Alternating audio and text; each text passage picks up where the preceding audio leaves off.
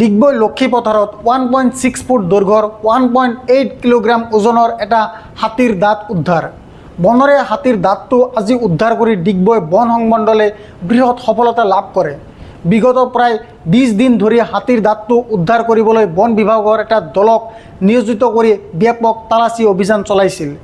অভিযানত নিয়োজিত বন বিভাগৰ বিষয়া কৰ্মচাৰী দলটোৱে সদৰি কৰা মতে চোৰাং ব্যৱসায় কৰাৰ উদ্দেশ্যে এটা প্ৰকাণ্ড বনৰে হাতীটো এখন চাহ বাগিচাত বিদ্যুৎপৃষ্ট ঘটুৱাই হত্যা কৰি দাঁত কাটি লৈ যোৱা অভিযোগ উত্থাপন হৈছিল। উল্লেখ্য, দিহিং পাটকাই ৰাষ্ট্ৰীয় উদ্যানৰ তিনিচুকীয়া জিলাৰ লক্ষীপথাৰ বন আঞ্চলিকৰ অন্তৰ্গত ডিগবৈ সমষ্টিৰ ঔগৰি মামৰণিৰ গাঁৱত চাহ বাগিচাৰ মাজত এটা বনৰে দাঁতাল হাতীৰ মৃত্যু হোৱাত ডিগবৈ বন সংমণ্ডল প্ৰাধিকাৰী IFSBV সন্দীপে প্ৰায় 20 দিনৰ পূৰ্বে অনুসন্ধান চলাই মামৰণি ঔগৰি গাঁৱৰ লালিকান্ত মৰাণৰ পুত্ৰ নিতুল মৰাণক বন বিভাগৰ বন্যপ্ৰাণী সুৰক্ষা আইনৰ 939, 40, 49B, 51 আৰু 55 ধাৰাত এক গোচৰ পঞ্জীয়ন কৰি ধৃত যুৱক নিতুলক জেললৈ প্ৰেৰণ কৰিছিল।